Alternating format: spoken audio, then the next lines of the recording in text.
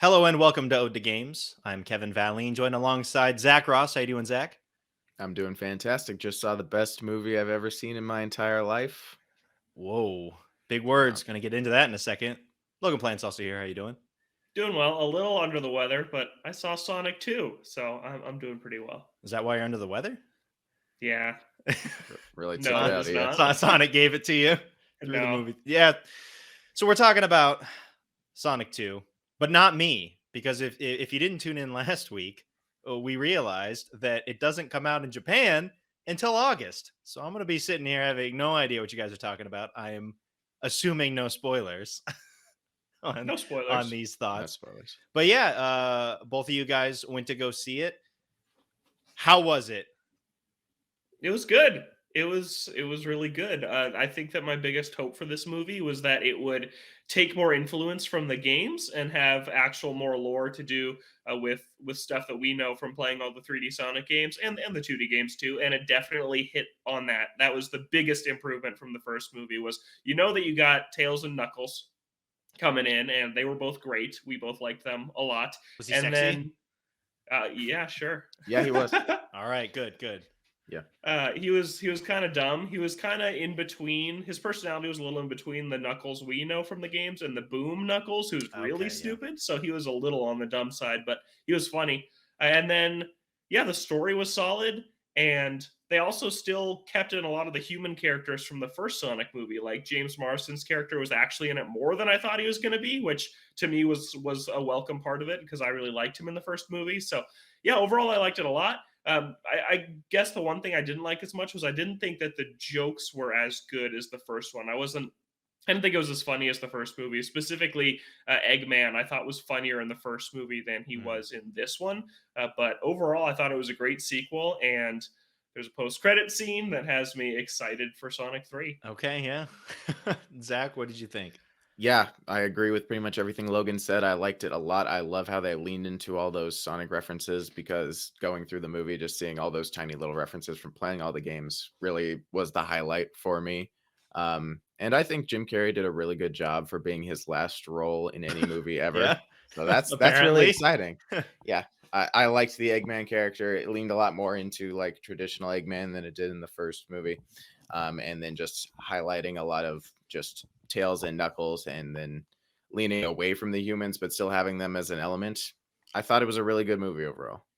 Yeah, and just not even just the parts of the story that were more like the Sonic games, but just the references around that you could totally miss. That like we went with my girlfriend who doesn't know anything about Sonic, and there was so much stuff that she was like, "Oh, I didn't know that was from the games," and it was just super cool to see that as a fan. And I feel like what so many video game movies get wrong is just not caring about the source material at all.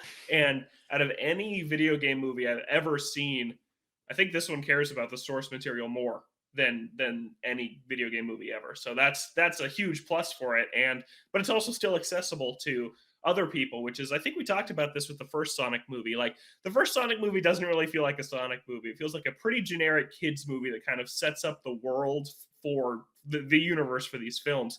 And so I liked it. In the second movie, they kind of cut loose a little bit and went crazy with a lot of the Sonic stuff for fans who will know and appreciate this stuff, but then keeping in the older characters from the previous movie and still following that plot line from the first movie through makes it so people who don't care about the games could still go to the sequel and enjoy it. And to them, it's just like, oh, I like the Sonic movies. But to us, it's like, oh my God, I can't believe they included a reference to that moment or that It's game no in this use. movie. Unfortunately not. Dang it. Sonic 3, holding out hope uh, for the memes. How was Tails? Because Tails I really liked only Tails. showed up in a snippet at the end of the first movie. It's interesting because Tails is voiced by the same voice actress who plays him in the games, but Sonic and Knuckles aren't. So when you hear Tails Interesting talk, you're choice. like, it's Tails, and it's awesome. It's like that is Tails. Like she used the same voice from the games. It totally is Tails, and then you just hear that's Idris Elba. Like it's a kind of a funny comparison. But I liked Tails a lot. I really liked all three of them. There's a great fight scene between Sonic and Knuckles that I really enjoyed. So yeah, seeing the main three Sonic characters on the big screen, I thought was a lot of fun. Yeah. Yeah, Lots so of you're Sonic Heroes references too, which really mm. Sonic Heroes specifically? There was Yeah, like one. Yeah, there were. What was Knuckles swearing when he did his Yeah, punches? that's exactly what it was. I forgot about that. That would have been a great Uh-huh. little throw in there for the Sonic Heroes fans. You were talking about Eggman a bit before. I know that in the first movie, it doesn't really feel they don't lean that hard into Eggman as Eggman until like the very end of the movie. So I mean, but then you said that it, at least Logan, you were thinking that his character didn't land as well in this one. What did you think about his character now that he is more like the Eggman that we know from the games, rather than kind of Jim Carrey playing this character who becomes Eggman? His performance was great. Like his performance was funny, and his physicality was still really funny in the first one. Just the writing for him is what I thought wasn't as good. But him portraying the more unhinged, crazier Eggman, I thought worked super well. He did like the belly laugh multiple times, and it sounded eerily like Eggman. Like I don't know how he does it that well. So I was still a fan of him as Eggman, and I'd like to see him in more movies as Eggman, but it doesn't sound like that's going to be a thing. Uh, and the end of the movie definitely leaves it open either way. It makes sense if he's never in another one again, and it makes sense if he's back in the third one. Okay, So well that's good. it wouldn't feel weird either way if he did decide he was done acting, or if he did decide to come back for Sonic 3. But yeah, it was just some of his one-liners from the first movie are my favorite part of that movie, and there just aren't as many memorable ones in this one. But I still thought he was great in the part. The writing for him wasn't as memorable. Okay. Yeah. Are they all in the real world for the whole movie? I know that Eggman gets transported to another realm in the end of the first movie. Is it still all in the real world, or do they take some areas where I guess the actual character, like Sonic and Knuckles and Tails, are all in it, but maybe not the human characters as much? It definitely leans very heavily into the human world, not to get into spoiler territory, but yes, the vast majority of the movie is just in different locations on the planet Earth. Yeah, it's all on Earth, but there are definitely references to some Sonic zones in the movie, but uh, they're just hidden on Earth. Apparently, is what Weird. they're going Green with. Hill Zone is just on Earth. Well, Green Hills was just the town in yeah. Montana, but then Okay, so it's kind of like that, where it's like, oh, now we're referencing this zone, but it's just on Earth, which is kind of interesting. But yeah, after Eggman makes it back from the mushroom planet, like the first 5 minutes of the movie, then Hey, it's shout out to on Null Earth. Space. Yeah, very similar to that. Yeah, and then as far as the human characters, like the gosh, I don't remember their names. Donut Lord What? and his James wife. I don't Tom remember and their his real- wife. Yeah, Tom they, and they don't matter. They're there. so they That was they awesome. get shipped off in like the first scene that Sonic's in the movie. They get sent away from Sonic on a vacation. And I'm like, okay, well, that's it. They're here and now they're gone. But then like roughly a quarter of the movie takes place at they go to Tom's wife's sister's wedding, who's also in the first one and hates Tom. I don't remember any of these characters' names. They're And not Sonic. a big chunk of the movie just takes place with them at their wedding, and Sonic's not even there. So there's no Sonic characters at all. It's just all the humans interacting, and it's actually pretty good. It's a pretty good part of the movie. It's just weird because it's Okay. like, this is the Sonic movie right now, and we're just like, it's just this rom-com at this wedding that has nothing to do with Sonic. So it has no bearing on the movie at all. Well, eventually they collide. Eventually they do intersect. It's just there's this first Okay. part of the movie where before things kind of connect, where you're like, man, what purpose is this serving? But then it does eventually. And it's amazing. Okay. Yeah, it's great. Yeah. It's a great part of it. Overall, I'm kind of right now thinking I like the first one a little bit more, just because I did think it was funnier and the pacing's a little better. This movie, Sonic 2, is 2 hours. Like, it's a pretty long What kids Sonic movie. 1 was that just 90 minutes? About, yeah. Yeah. So that one just moves a little quicker. I think that the writing is a little breezier and funnier, and I like Eggman more. But this one I like more for the Sonic stuff that's in it. So it's definitely worth seeing for Sonic fans. I guess just like I have a few friends who liked the first one but don't care about Sonic. So they ask me, will I like this one as much? Probably not. I think that this one is more for the Sonic fan. So I really liked it for that, but I think it has a little bit less of widespread appeal. Zach, where do you put it with the first movie?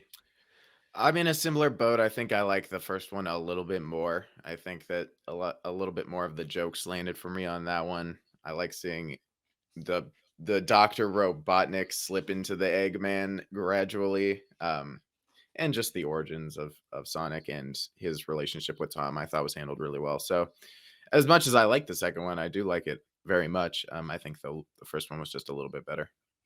Did Yeah, they and I think reference that a those? part of it. No. Yeah, go I was ahead. just gonna say, I think that a part of it is that when it comes to Eggman, maybe parts of it feel a little bit off because he's actually on camera completely alone now. Because in the first movie, he's interacting with Tom and Sonic pretty much every time he's on scene. Some of his funniest scenes are actually interacting with James Marsden, like when he knocks on his door and pretends to be like the guy from the electric department. He's hilarious in that scene. But in this one, most of the time he's interacting with Sonic, Tails, and Knuckles. So there's these 3 CGI characters and Jim Carrey on screen. And so some of the timing just doesn't feel as organic because it is like basically a fully animated movie at that point. Plus, Jim Carrey's there too. And I think that I noticed that sometimes the timing just doesn't quite feel as snappy as 2 people actually standing face to face interacting with each other. But that's a very small thing. And I'll take it to have more Sonic characters in because I loved having Tails and Knuckles in the movie, and I thought it was weird that in the first one it was just Sonic and then his chauffeur who drove him. Oh, and the other thing I'll say, it's aggravating in this series. It was like this in the first one too. How many of the problems could be solved if Sonic just ran away? Because he is the fastest thing alive, and it's like, oh no, we need to do this stupid dance off to get the map back, and it's like, in the first movie, you literally froze time. Why Yeah. don't you just freeze time, grab the map, and leave? And they're like, nope, we got to do this. It's like, okay. I mean, the freezing time thing could basically solve everything. At that point, you are unstoppable. Like, Yeah. Yep. no one can do anything. Uh-huh. I mean, it was a cool scene when they did that, but yeah, kind of, if you think about it at all, you're like, wait a minute, he could just win right now if he Which really in the wanted first to. movie is solved because then Eggman uses one of his quills, which is decently lengthed in the movie. He uses one of his quills to speed up to Sonic's speed. So that's where the final battle happens, is because Eggman is as fast as Sonic. So they fixed that in the first movie, and then in this one it's just like, nope. Maybe they just forgot about it. How Sonic's was his not quill fast length in the anymore. movie? Was it good? It's good. It was Good. good. Decent. It was decent. Yeah, Twitter was Decent. talking about it again for Sonic Frontiers the other day. Oh my god. I don't know why. Yeah. You excited for the third movie? Oh my gosh. Yeah. Yeah. Post-credit scenes hype. Yeah. Very excited. Oh, why do I have to wait 5 months to watch this movie? Import the Blu-ray when it comes out in a month. Wow, yeah, that is the play right there. That would work. I think. I still have my PS4 here. I just got to pay the shipping fees. Yeah. Best video game movie you've seen? Before we get into Sonic the news. 1. Sonic 1 is Sonic 1. the best one. Mm-hmm. And then this Yeah. one. And then Uncharted. And then this Uncharted. one. I like Detective Pikachu more than Uncharted. Detective Pikachu is Yeah. a very good movie. Yeah. And after seeing this movie, the less I like Uncharted. I'm like, wow, that they honored the game so much. And I still didn't even like it as much as the first one, but I'm just like, yeah, Uncharted was no good. I mean, yeah, it was a very generic adventure movie like that. So if you look at it against a movie that actually cares a little bit more about the source material, as a fan of the source material, it's definitely not going to hold as well. Oh, and I'm also very excited for the Knuckles spin-off show now. I really like the place he's at the end of this movie, and I think that seeing him kind of go off on his own adventures could be really fun. So Right, I'm looking forward to that too. The Idris Elba Knuckles. Yes, in the TV show. Yeah, I don't know if it's going to be after the movie or like what he was doing before. I could see them going either way because he definitely has a backstory they kind of introduce in the movie. So to see in between his backstory and him showing up in this movie, or him going off after the movie, I'm curious to see which they do. Which one was that on? Was that on that Paramount? Paramount Plus. Everything's on Paramount Plus now. I get lost on all of these services at this point. Yep, I think that's where it is. All right, well, look forward to our spoiler review in 5 months. Whenever I Or get around sooner. to watch, or sooner. Who knows? Who knows? All right. Do we want to get into the news we've got this week? Yeah, let's do it. The biggest story: Kingdom Hearts 4 announced. Also, some mobile games announced at the anniversary showcase, 20th anniversary event for Kingdom Hearts. No date given. They just said magic in the making. The art style here very much looks kind of like Final Fantasy VII Remake, almost more realistic art style. Sora got a major overhaul. He is in it. He lost his big clown shoes. He doesn't have those anymore. Donald and Goofy appear at the end. We get to see a boss fight taking place in this city that Sora is in. Yeah, Kingdom Hearts 4, no date. I feel like we've been talking about this 3 weeks in a row now. Why are they announcing these games so early? This is built in Unreal Engine 5, so once again, it's probably going to be a long ways off. But Zach, I know you had a big story with Kingdom Hearts 3. You first put it in your top 10 games of all time, then you decided you hated it, and we're done with the franchise. What does Kingdom Hearts 4 Oh, do were for you done with the franchise? Is that I'm not done with the franchise. I'm all in on Kingdom Hearts. crawling back? I'm back, baby. All they got to do is show you a 1-minute trailer with no date or anything, and you're like, all right, I'm just like, all right, fully in. you got me. Yeah, it'd be like that. Kingdom Hearts is one of those kinds of things, and I really enjoyed this trailer. Sora tends to change his appearance depending on what world he's in, and it appears that this new world of Quadratum is the more realistic worlds teased at the end of Kingdom Hearts 3. And I don't know if his art style is going to change if he gets out of Quadratum, but it's showing Donald and Goofy being in a similar art style, going into the underworld and finding Hades in the trailer. Hades was the guy in the trailer that they were talking to, which I didn't realize until I saw that on Twitter. People were talking about it. So people are just, theorizing nonstop. It's crazy. The girl in the trailer who was talking with Sora, I was like, who is that? And then Twitter was just like, oh, it's this girl. I'm like, how do you know that? And it's apparently because of the mobile game Union Cross. Apparently that's just now important to know, which I can't believe. It is very upsetting. What was that? They also announced like stuff for that because they had the new mobile game and then they had an update for the mobile game that's already out. This was all announced at the Kingdom Hearts 20th anniversary event that happened in Japan. It took like 6 hours. They did a bunch of stuff. Tetsuya Nomura released the big, beautiful artwork for Kingdom Hearts 4. It looks gorgeous. They did the couple mobile things and then wrapped it up with Kingdom Hearts 4. I didn't get to see any of it because it wasn't streaming anywhere that I saw. But yeah, definitely excited. No idea when it's coming out, but it did give us, it wasn't just a cutscene. It was also slightly a gameplay trailer at the end there, kind of. Yeah, bit of gameplay. Most of these Kingdom Hearts games start off with big boss fights like that, so this might be the beginning of the game. So definitely excited to see more upcoming. We all knew there was a Kingdom Hearts 4 coming. Just nice to see what it looks like. I like the new Final Fantasy-esque realistic design of Sora. I think it looks good. I would have to assume that he goes to different worlds, though. I mean, that is like that's a focal point of every single Kingdom Hearts game. So you would have to assume that the Disney worlds are going to be in there in some form or fashion, and that he'll change to suit. I saw some theories that they were like teasing a lightsaber somehow in this trailer, and Star Wars is a Disney property. Who knows? Star Wars. You got Marvel too now, so I mean, like things really open up. Yeah, I really like that this trailer opened with, if this isn't the ending you desired, if it brings you despair, then leave this world for another. I'm like, yeah, didn't people hate the Kingdom Hearts 3 ending? And they're like, literally like, hey, if you hated this, here's another game. So I thought that was kind of funny. But yeah, I don't know when this is going to come out. Like end of this decade, maybe? Like probably a really long ways away. Next year? Who knows? When did they technically announced Kingdom Hearts 3? Was that like pretty soon after 2 and then they just like farted around? No, it wasn't that soon. I think it was what, 7 to 9 years? Came out in 2019. Or was it longer? I don't remember. It's hard to remember because there's so many Kingdom Hearts games. So it's like, did they announce it then or was that another game? But I know.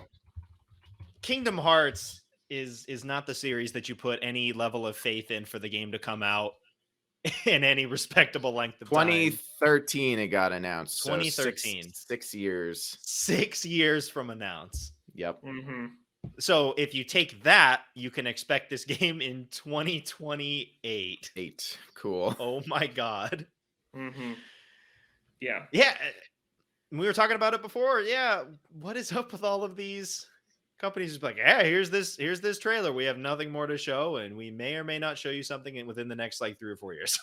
Like, we have nothing. We have a title. Yeah, we don't even know what consoles these are going to be for. Like, are these going to make the Series X PS5 generation? Probably, but You can see it if scooting in something at the else will be end. out at that time, who knows? Yeah, yeah. Kingdom Hearts 4, what, Tomb Raider, The Witcher, all stuff Zach's played, all series that Zach has invested Setting in. pretty. And now you just have to wait for an unknown amount of time. Yep. Yeah. And this was part of the Nvidia leak that happened last fall around, Oof. and just another game that's kind of proving that to be true, because pretty much every new game that was a part of that is becoming real. And another one is Tactics Ogre Reborn. Square Enix filed a trademark for this, and Tactics Ogre Remaster was another one from the Nvidia GeForce Now leak last year. So things are lining up. Monster Hunter 6 is in that, which is exciting. Final Fantasy 9 remake. Come on, make it happen.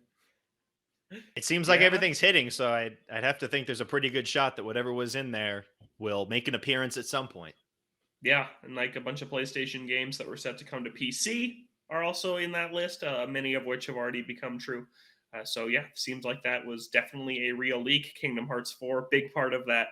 And now that it's been announced, no platforms, no date, no nothing. But I will admit that first look looked pretty cool. I liked the new art style. I liked the city that they were in. Looks a lot different than the other games. So I thought it was interesting. I do know the series is not for me at this point, but I did think that it looked neat. Zach, are you going to All play right. Missing Link to get that No. missing link that you need to understand all of these games and then play double cross whatever?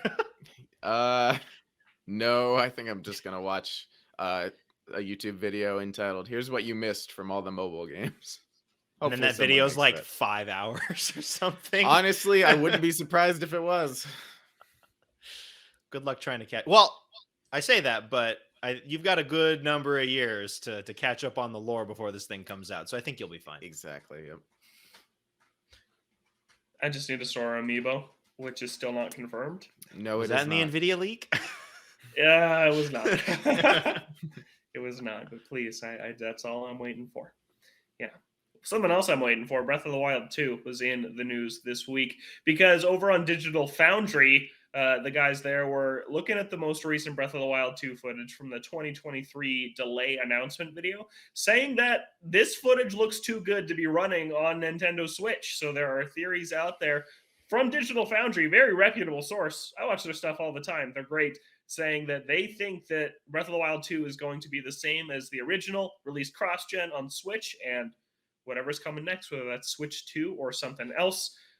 They also talked about how some companies render trailers for release that look better image quality than the game ends up being, but Nintendo never does that. Nintendo notably never releases a trailer that is rendered at a higher quality than what the game will actually end up looking like. So that was another reason that they think that Breath of the Wild 2 is going to be a cross-gen title. I will point out that also we can expect this one to look better, because the first one also came to Wii U, so they're no longer being held back by that. And they're using that new NVIDIA HD technology, I forget the exact name, that's supposed to upscale 1080 to look 4K, even if it's not 4K. Nintendo Switch Sports is the first game using this technology, comes out at the end of this month, so could just be that. But these guys who know a lot more than I do about it say that it looks too good to be running on Nintendo Switch. So, Kev, what do we think of that?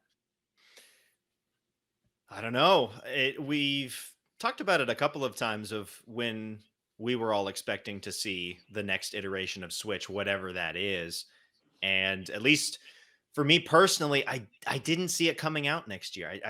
I felt that with the way the Switch was going and with the amount of titles that they still have in the pipe, that they could let it roll a little bit longer. You know, at this time for spring of next year, that'll be 6 years. And I feel like they could get 7 years out of it pretty easily and then ramp up in 2024. And, you know, even if it looks too good to be running on Switch, it'll still have to run on Switch in some form or fashion, because that's what it's designed for originally. and they are not going to launch it just for whatever comes next. But I don't know, just on the timeline of it, for me, I feel like that's still a little bit too soon for whatever comes next. And at this point, I think that whatever comes next is the successor. It's not a Switch Pro or Yeah. anything like that. Whatever comes next is the next Switch. If that's Switch 2 or whatever they end up calling it, it's not just like a little upgrade. I feel like that's going to be a much more substantial jump forward than a Pro model would be, especially if you're 6-7 years in at that point. Yeah, and it got me thinking. It got me thinking that I kind of have been looking at what Nintendo's going to do next as maybe a PS5, PS4 situation where they do cross-gen releases for a few years after the Switch 2 comes out. But now I'm thinking maybe it's going to be like the Xbox, where you get one disc for Xbox One or Xbox Series X, and whichever machine you put it in is the machine that it reacts to. It's like, oh, you have the Xbox Series X version of the game because that's the console you put it in. What if the Switch is like that and they're coming out on similar cartridges, but it's like, oh, you have the Switch 2 version of the game because you put it in your Switch 2. Then that, I think, would lend itself to an earlier release for whatever this next platform is. The other thing I think is, does this mean Breath of the Wild is going to get pushed to next fall? Because I don't see a system coming out next spring. I really don't. I see it coming out next fall at the earliest, which makes me worry. Maybe that delay wasn't the first delay, or it wasn't the only delay for Breath of the Wild 2, and we could see another one, which would be really disappointing, but I could see that. Breath of the Wild got delayed like 3 times, and this one's only been delayed technically once so far. So we'll see. It would totally make sense for them to release the next thing alongside this game, but I still am going to hold out and say it's Metroid Prime 4 is the cross-gen launch game, is still what I'm going to stick to. But yeah, the screenshots do look really good for this game. That little bit of footage, I noticed it too. I was like, wow, this looks like a big step up from the original. What that means, we'll just have to wait and see. And you also see that from, it was a launch game for the Switch. Yeah. And you look back on like the PS4, the launch games, I mean, they look fine. Like you look at Infamous Second Son, which was a pretty early title, and you're like, yeah, it looks good. But you look at what they were able to draw out of that machine at the end of its life. Yeah. Most of the time, they can do more with basically the same hardware that they had from the start. So to an extent, it will look better just because they've been with the hardware more for a longer period of time, and they're not designing it for the Wii U. Mm-hmm. Yeah. What do you think, Zach? I don't know. I'm in no rush for a new Switch. I still got a lot of life out of mine, but yeah, as long as it doesn't start delaying games like Breath of the Wild 2. But it just feels weird that Breath of the Wild 2 would be an end of Switch's life game and not a Switch 2 starter. So you could always re-release it. When you were talking about doing the Xbox thing, I just think about Nintendo charging like $60 for Tropical Freeze and all this other stuff, and I'm like, man, I don't know if I see them doing that. Yeah. When they could be like, oh, we can just, sell it twice or whatever, and people will buy it. Like, I could see them very easily going in the other direction too. I'd much rather have the Xbox situation, but with the way Nintendo is sometimes with these games, I could really see them going the opposite. At the very least, the Switch 2 will be backwards compatible. It has to be. Yeah. 100 million Switches out there. It's going to be backwards compatible.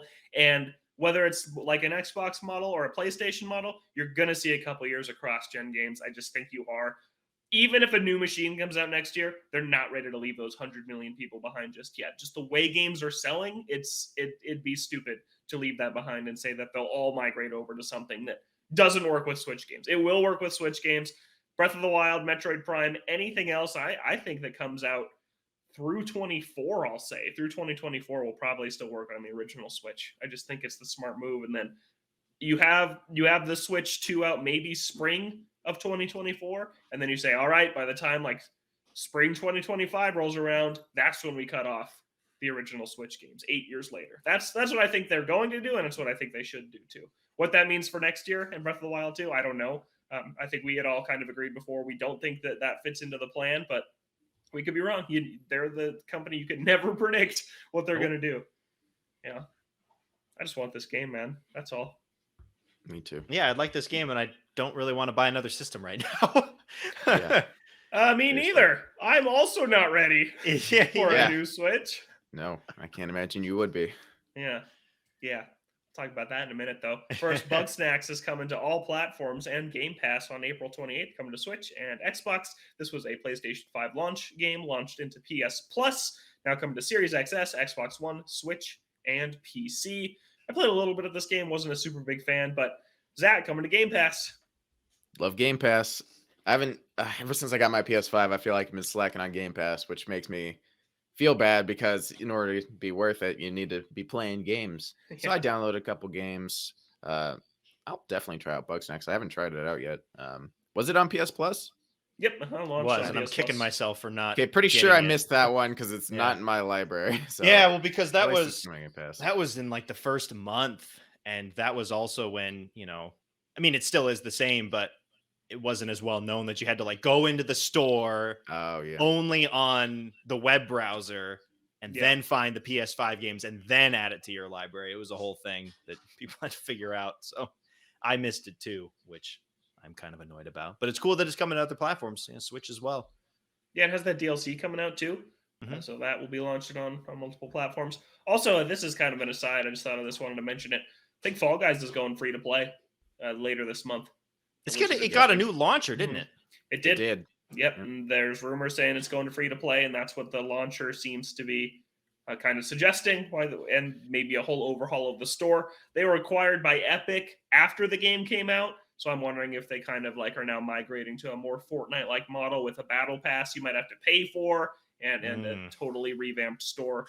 So we'll see how all that goes. But yeah, I think that we'll probably have some big news about that in the next couple weeks. At the Yeah. very least, free to play would encourage more people to play with a game like that. With the amount of people that you need to play a lot of these games, it's quite important to have a large player base. And So having on it that on level, it a makes sense.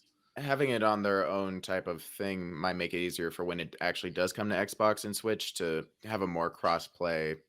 Might be easier to make it cross-play between all platforms once they finally come out. When And did I they think announce that? I feel like they announced A that a long long time time ago. Ooh, People like are mad a year that ago. it's taking so long. Yeah. Jeez. Yeah. And I think that it being launching free to play on Switch and Xbox, it's going to be big again. It's going to have a big moment again, like it did when it first came out on PlayStation. I think launching to those two new platforms as kind of a relaunch free to play, I think it'll be good because we don't even play it as much anymore since we got the trophy and Yep. since we maxed out season 6 months ago. We just haven't had reason to jump back in, but I totally will once the new stuff comes out, the new season, to see what it's all about. Technically, when you download the new launcher, all the trophies pop again. So now I have 2 Fall Guys Platinum trophies. Really? Thank you very much. That's Yep. great. Yeah. Double So that's Fall Guys. Bugs next, April 28th. And then Rumor Roundup, we talked about the Sonic movie. And I just want to say this week, in terms of our Sonic Frontiers segment, I already mentioned this before the movie came out, but I couldn't help but think about it before and after the Sonic movie. What a missed opportunity to not even have a mention of that game anywhere surrounding this movie. You could have had a 2-minute trailer right before the movie started, and I think that you would have had millions of kids walking out of the movie theater being excited to put this game on their birthday or Christmas lists this fall. And I'd rather have a good game than a rush game to coincide with the movie, but it is just a shame that they could not make something work because the Sonic movie has gone far more mainstream than the Sonic games have been for a very, very long time. And so to miss out on this marketing opportunity was just like, this is what the movies should be for, is to drive people to the games, and to just it to be completely absent and them keeping those two worlds apart. I just thought it was a shame. Yeah, it would have been a great spot for a trailer of some kind. We could see Anything. Dead Amy. Yeah. Give us that Amy. We already see Dead Amy in the movie. Just Whoa. kidding. Whoa, spoilers. Sonic's motivation in the beginning. Yeah. It's James Marsden's motivation. Amy's dead. No, Yeah. no. Yeah, so I just thought that was really disappointing. Huge missed opportunity because I mean, I walked out of the theater and there were people in front of us Googling something about like, wait, what was that? Was that a reference to the games? Like, man, if you just had a game trailer before, people would be like, oh, they're still making Sonic games. If you have a kid who walks out of the movie super excited about Sonic and wants to play the latest big Sonic game, you know what they're going to go play? Sonic Forces was the last big Sonic game. Maybe Team Sonic Racing, but I bet my money that, yeah, it's 2 hours. tiny. that like Mania and Forces are the last things you can go to. That was 5 years ago. To me, that's both movies have come out since then. To me, that's not okay. There wasn't even a game in 2020 to go along with the original movie. It's just like, it's just a huge miss from Sega to not have something ready to go. Even the Sonic Origins collection, if that was ready to go, just the original games remastered, and they said, hey, here's that. People who are adults and are nostalgic, and that's why they went to this movie, is because they're like, I played Sonic when I was a kid. I'll go to this movie. They see, oh, you can play all the games you played when you were a kid right now on your Xbox, on Switch, on PlayStation, on PC, which I bet many people who go to this movie have at least one of those devices. It would be huge. It would be huge. Sonic could have kind of this renaissance, but instead it's like, wow, the Sonic movies are good. They're great video game movies. That's the end of the story right now, when it could be so much more than that. When was the event where they usually announce a lot of Sonic stuff? Was that South by South? It was South by Southwest, yeah. When is that? It passed, and they didn't do anything. Okay. So they It's really March. they Yep. really have nothing. Yeah. Yeah. What does that say about the state of the game that's going to be coming out this year? It's not coming out this year. That's That's what it probably says. what it says. Yep. I mean, I feel like give it until this summer. If we don't hear anything by this summer, then it's not coming out this year. Yeah. I feel like that's last chance for them to get it out, to get it out there with some big like blowout trailer. Yeah. Disappointing to see the movies really overshadow the games and them not do anything about it. But that is it for Rumor Roundup, and that's it for the news. Good rumor All this right. week. Good rumor. Wait, okay, yeah.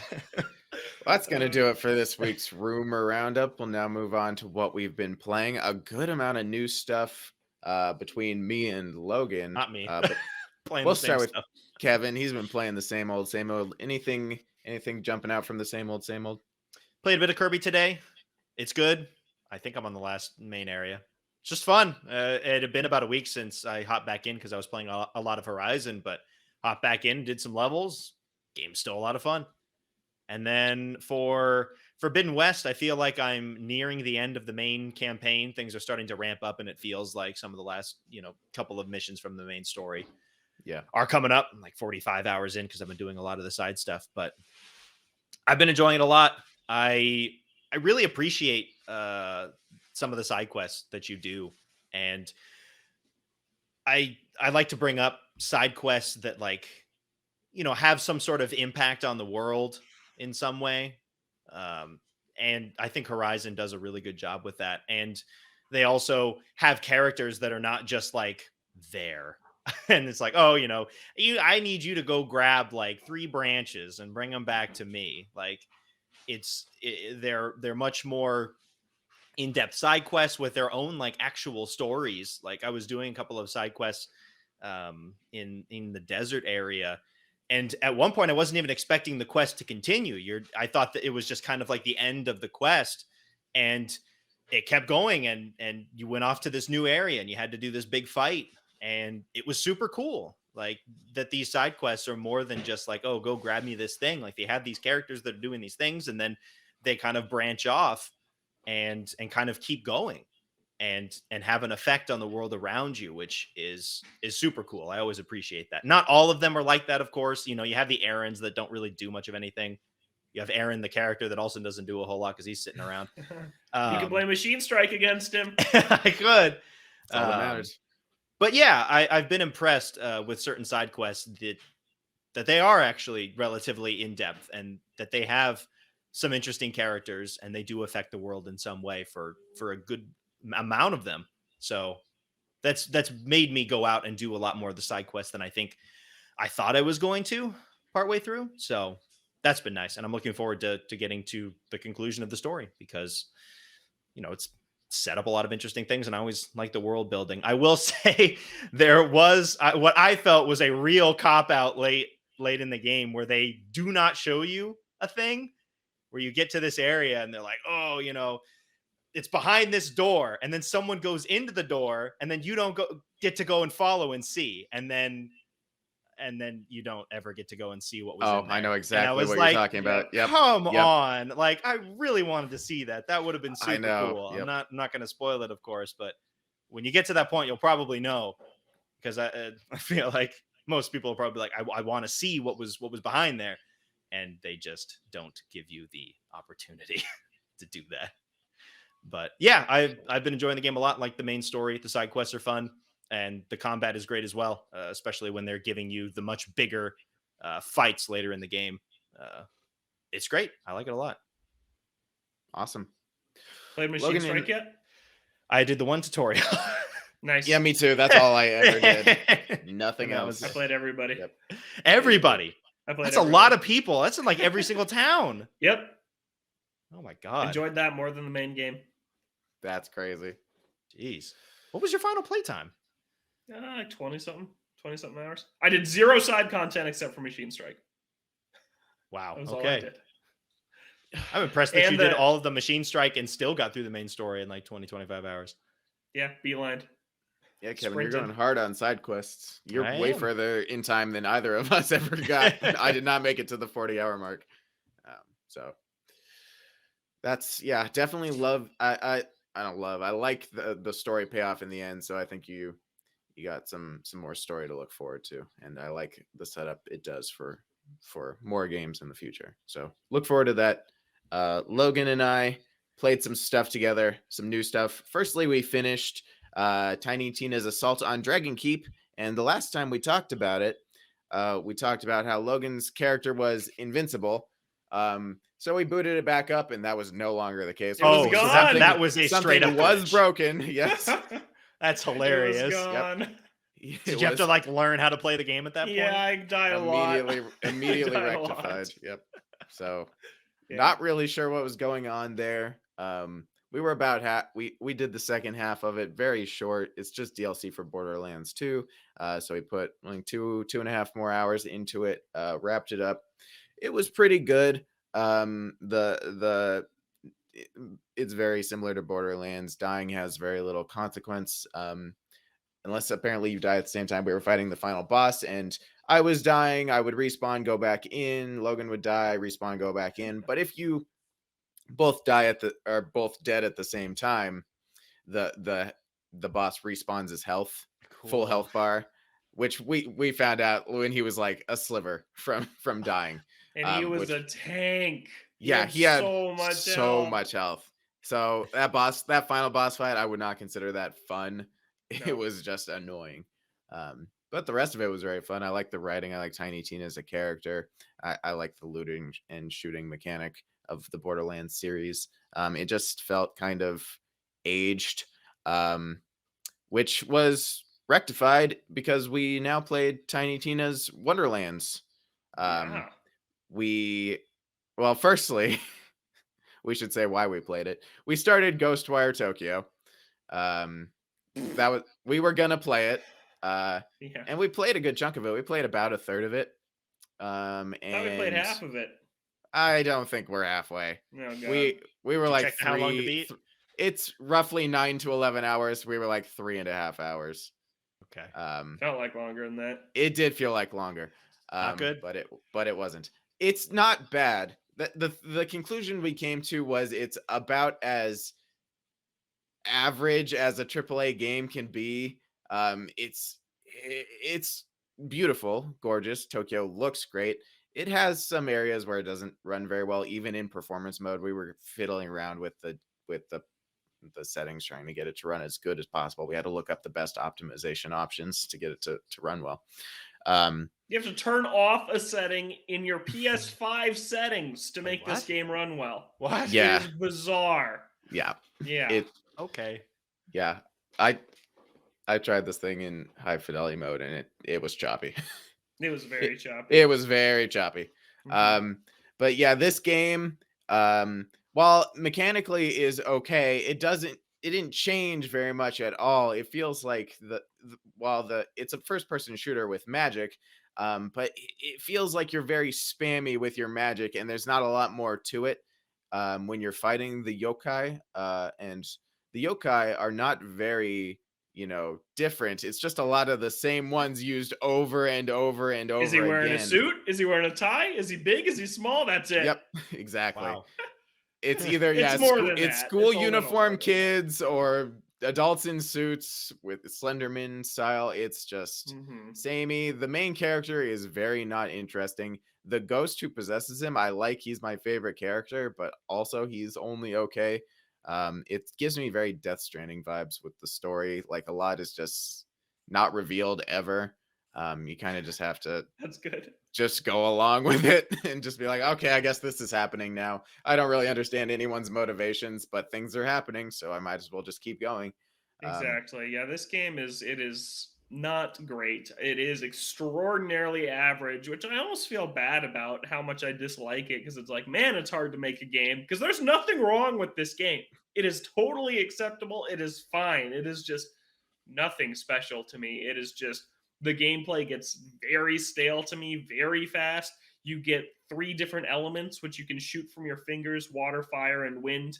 And while they're a little different, fire's just the best. You just use that till you run out of ammo, then you spam wind, and that's it. That's yep, the gameplay loop. 100%.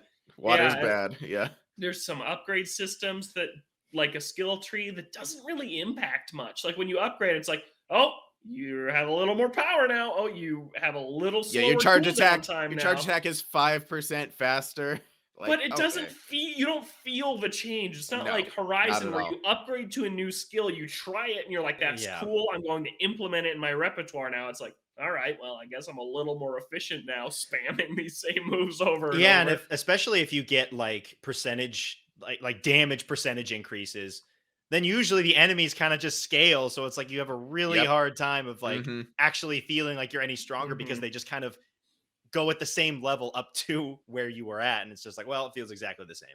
And there's like Yeah. no puzzles at all. It's just walk here, fight yokai, walk here, fight yokai. That There, is it. That is the loop. the one puzzle that we found was we were in this circle and it was like find these 3 objects in 15 minutes. That was miserable. It was miserable. What It was were the we were in this objects? we were in this chunk of Shibuya and we had to find these floating rocks that made a barrier, and if we didn't find them in time, we would just lose.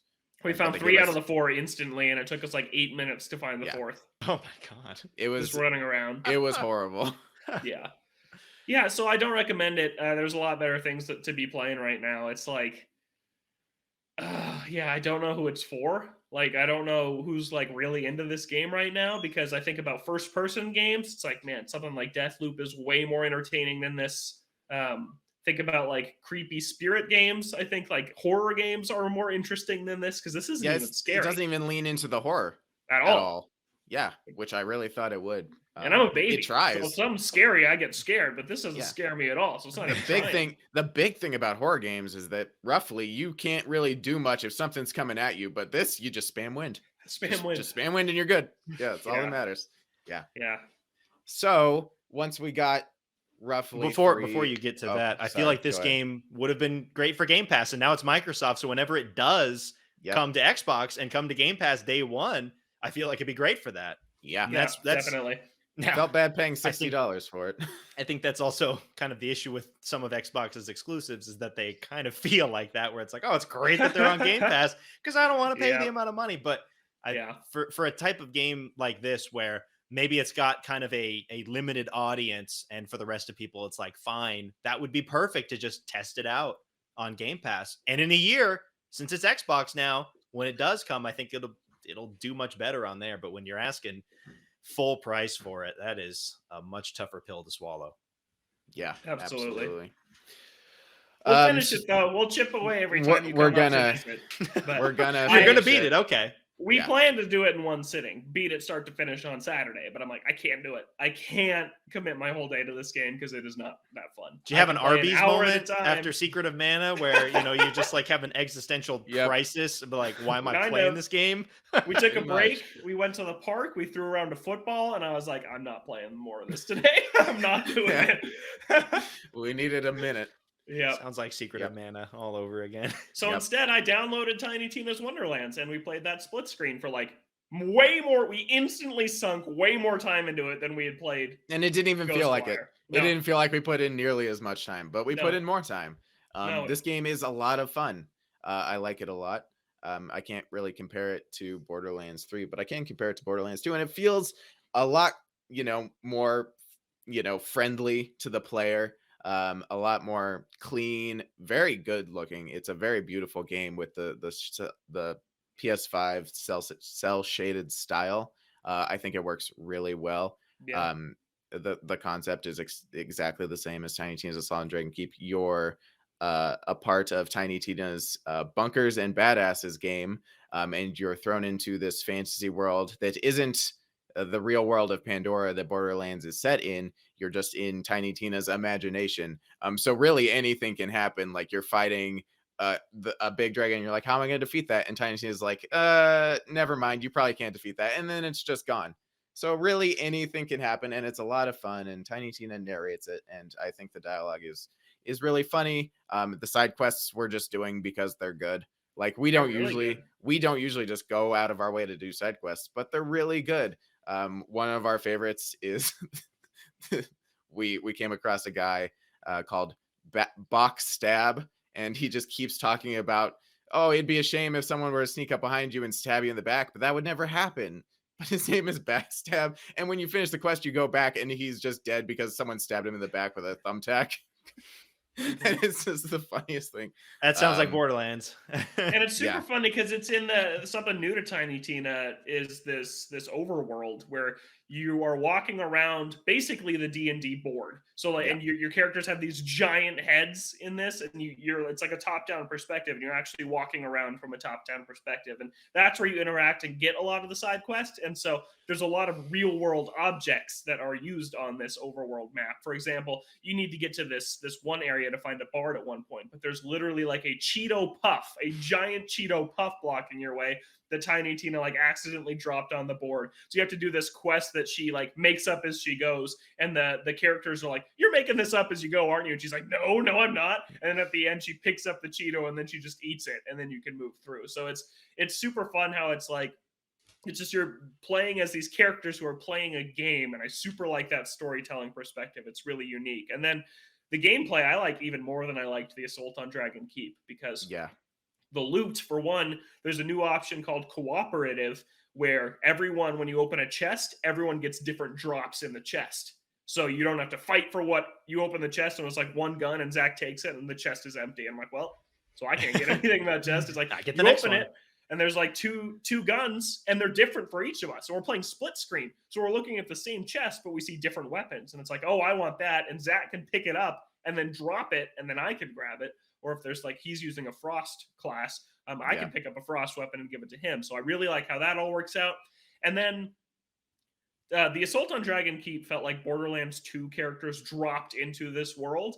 The classes in Wonderlands are like fantasy classes. I'm playing as this, what's it called? Do you remember what it's the Spore Warden?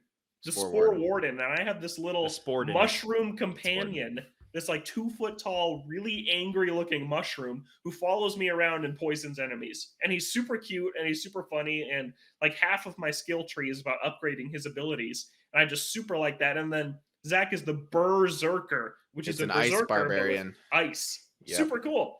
And I like the missions a lot. And the voice acting is funny.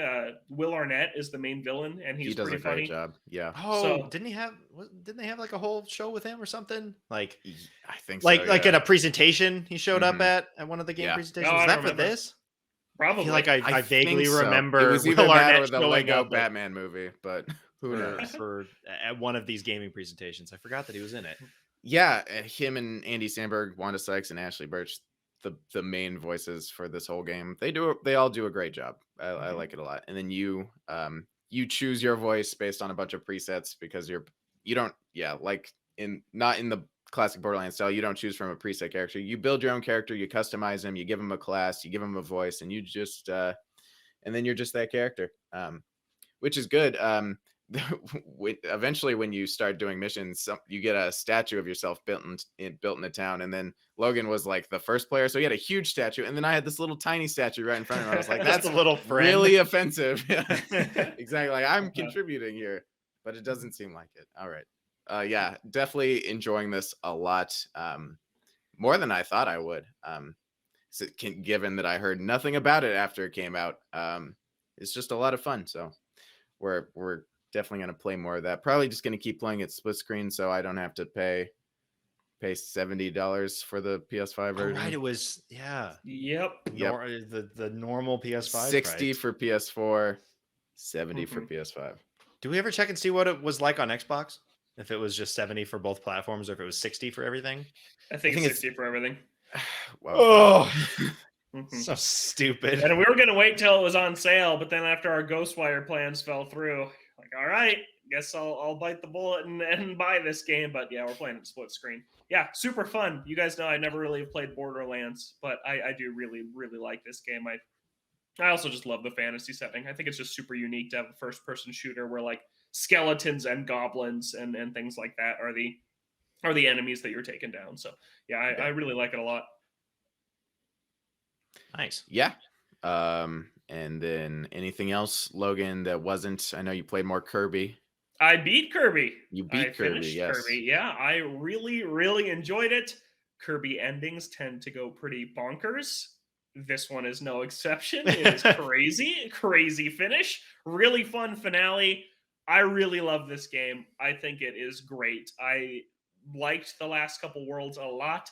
They actually ramped up and challenge a little bit. I never died. I did not die. Well, that's actually not true. There were a couple challenges where it's like, you need to defeat this boss without taking a hit. And it was like a mini boss that was like halfway through a really long level. So if I took a hit, I would just let him murder me and then start over. So I never unintentionally died this entire game. Was it the one where you had to fight two of the guys? The Twin Frosty? Yes. Yeah, that one was brutal. Yes. That was not fun. Yeah. Yep. I am one Waddle Dee away from collecting all of them. There's a Waddle Dee on the final boss I have to go back and get. I have to complete it without taking any damage, as you do with all the bosses. So that's all I have left to do. There is a post game which unlocks, which every Kirby has a pretty meaty post game. So I'm going to work my way through that too. But yeah, this game's great. I like the sub games a lot. I like the main game a lot. The music is great. The world design is great. I love how industrial the whole game is. Like every world, it's like, oh, you've got like a rundown, rusted theme park that is super unique for this type of world. Even like the grass area in the first one where you're going through these like dilapidated areas, it's like this is just such a cool vibe for this game that kind of carries out throughout all of the world. So really enjoy that. Really like the ending. I think that when I look at a game like this compared to something like Super Mario Odyssey, which is a high benchmark to compare it to, but I think that Kirby just shows all of its cards a little too early. Mouthful mode and the copy abilities, you use, I believe, all of them in the first two, maybe the first three worlds. There are no new mouthful abilities in the second half of the game. There are no new copy abilities in the second half of the game, except you do get more upgrades for your copy abilities, so they do evolve and get more powerful. But in terms of brand new mechanics, once you play the first half of the game, you kind of know what you're getting in the second half. When I look at something like Odyssey, where every kingdom you drop into, you don't know what in the world you're going to be capturing next and what you're going to be doing next. I think that this is like, it doesn't have as many surprises as I like a platformer to have. Even something like Mario 3D World, I feel like it's consistently shaking things up in its level design. This one changes things up aesthetically, but mechanically, it stays pretty similar the whole way through. So I think that might be my one complaint about this game, even compared to like Planet Robobot. Like that game is constantly changing through too, and that's a Kirby game. So I think that's something I'd like to see improved upon in a 3D Kirby sequel is take more risks with some of the copy abilities and some of the mouthful abilities and really kind of shake things up in the second half, which this one doesn't do. But overall, outstanding transition to 3D for Kirby. I really, really love this game. I'm still working on where I think it fits in the Kirby series. I think Planet Robobot is still the number one Kirby game, but I probably putting this one at 2. I think this is the second best Kirby of all time, which is pretty great because there's a lot of Kirby games. I've been reflecting a lot on the series because I've played pretty much every game, and Kirby's really consistent. Like there's a few games that aren't as good, like Star Allies is not as good. It's not a bad game. It's just not as good. But overall, most Kirby games are usually pretty good. So for this one to come in second overall, it's a really great game, and I definitely recommend it. Yeah, awesome. I've been consistently impressed by it. It's been a lot of fun, and I really like all the different worlds, and I appreciate that even if they change things up only aesthetically, that it is a different feeling than say just like the desert world or the the lava world or something. It feels like it really fits within this world, and that always makes it fun to go and explore the next area within even just the same theming of the level. It's like, oh, what's the overarching theme of this specific level going to be, and that's always fun to check out. Yeah, I really love The Last World too. I think it's probably my favorite one. There's some really cool levels in there that almost feel like there's some weird Monkey Ball vibes in there with some of the music and some of the Really? stage Okay. design. I'm like, this feels like Monkey Ball to me, but it's still very Kirby. But what did I play Kirby on? I played it on my Switch OLED, which I just picked Oh, up this week. Yeah, after the Zelda delay, I decided, all right, I'm just going to upgrade now. And wow, I love this thing. I love it a lot. I think that my playtime might be lean handheld now because I enjoy playing in handheld mode that much on the OLED. There's just so many little improvements that it's like, this is what I wish the Switch had been when it first came out, because it is just making me refall in love with the handheld mode. The screen is absolutely gorgeous. Like I did a side-by-side comparison of Metroid Dread. I booted up the demo on my old Switch and the actual full version on my Switch OLED and just did the opening side by side, and the OLED just looks really, really gorgeous. There's no resolution bump, but the color and contrast bump itself just looks outstanding. Just the whole machine just feels very premium compared to the original Switch. And 5 years later, it's a great upgrade. The kickstand is takes up the entire back of the machine. It It's actually not the works. It actually wow. works. You can set it at any angle you want. You can go Wow, like, instead all the of way up. one angle or Yeah. take it off completely.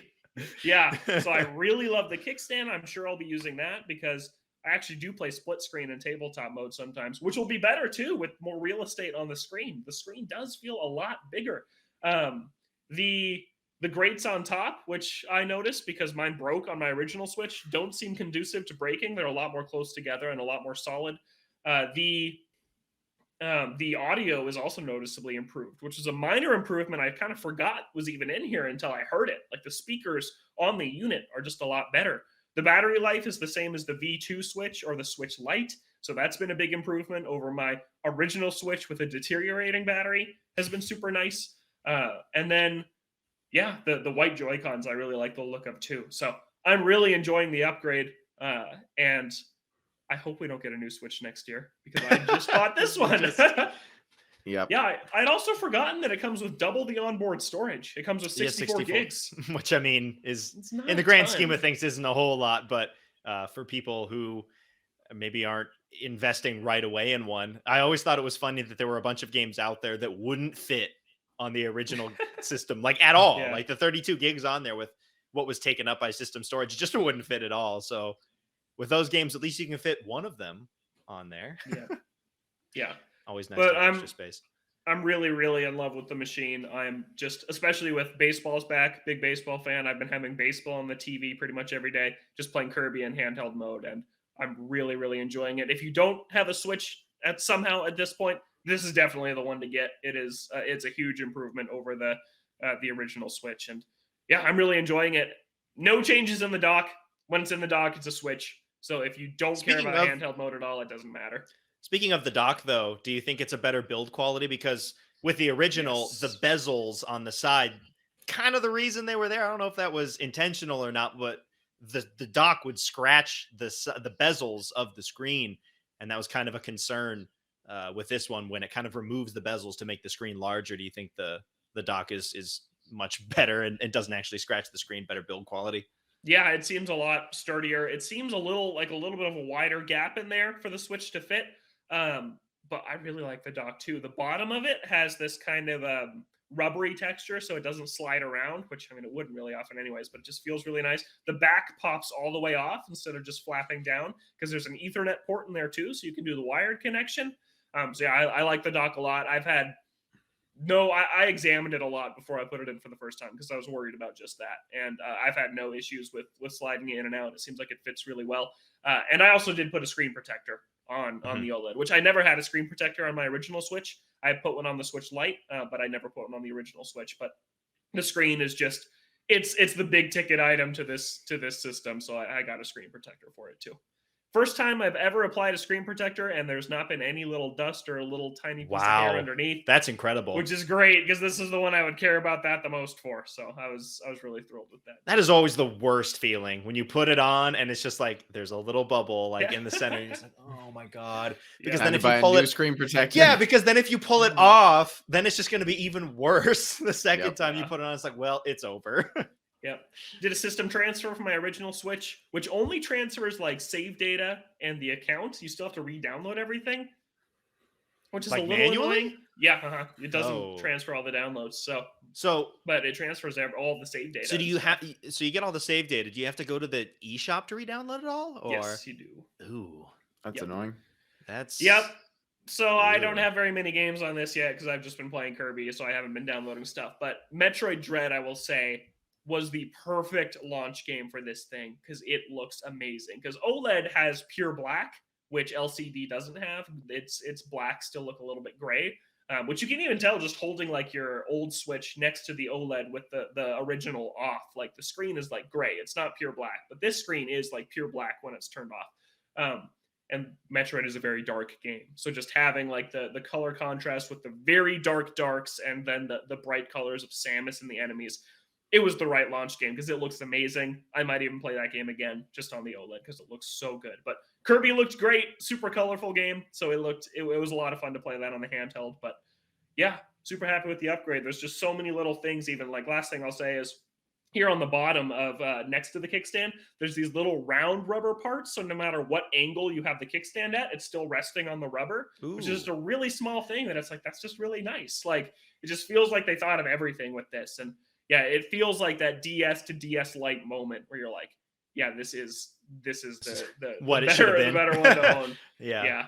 But again, you guys don't really play handheld, so it doesn't really matter. Like in dock, a Switch is a Switch, and it's the same, which is why I'm playing so much more handheld. Is I want to feel the upgrade rather than just playing in the dock. And I'm like, Yeah. this is the same the same machine. Yeah, I mean, it seems to be that way. Is if you have, especially if you have like a later version that has the better battery life, there's probably not a big reason to upgrade. But if you've got the launch edition, especially if it's kind of falling apart, or you play in handheld a lot, or you don't have a Switch at all, this seems to be a pretty good pick. Yep. So I'm selling my other two Switches now. I'm not going to use it. Like, there's no way I'm going to play on the Switch Lite anymore with how nice this is to play handheld. So I'm going to sell both. I was going to trade them in at GameStop, but their values were so low. I'm like, yeah. How much are they?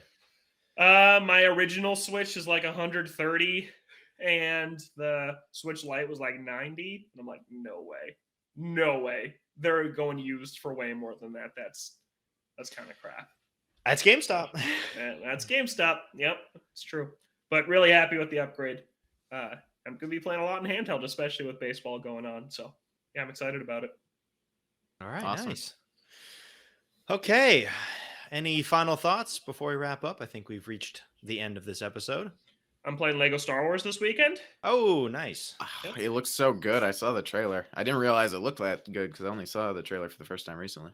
Yeah, it looks amazing. Going to visit my sister this weekend on the other side of the state. We're going to plow through as much of that game as we can get through. There's 9 movies, so I doubt That's we'll a finish lot. it this weekend. But a lot. I think we'll play a good amount of it. Nice. Zach, what are you playing? Oh, not much. I'm also going on vacation, so I haven't really started anything recently. But next up, I got Mario Odyssey. Oh, really? Yeah. Okay. Pretty cool game, I've heard. Nice. Bit under the radar. Not a lot of people know about it. Yeah, pretty small game. Uh-huh. Yeah, Yeah, a small studio. maybe I'll just go back to Sunshine. No, Oh my no, God. don't do it. Don't do do it. that. Play Odyssey. Play the fun one. Mm, If you really like 3D Marios after that, then you can subject yourself to whatever Sunshine throws at you. But do Odyssey first. You'll actually have Okay. fun. sure. All right, that is going to do it for us on this week's episode of Ode to Games. We're here on Thursdays or Fridays, Apple Podcasts, Spotify, odetogames.com for the audio version. YouTube at Ode to Games has the video version of the podcast, so you can check that out there. We're on Twitter at Ode to Games. You can send an email to odetogamescast@gmail.com. For Logan and Zach, I'm Kevin. Thank you so much for listening, and we'll catch you next week.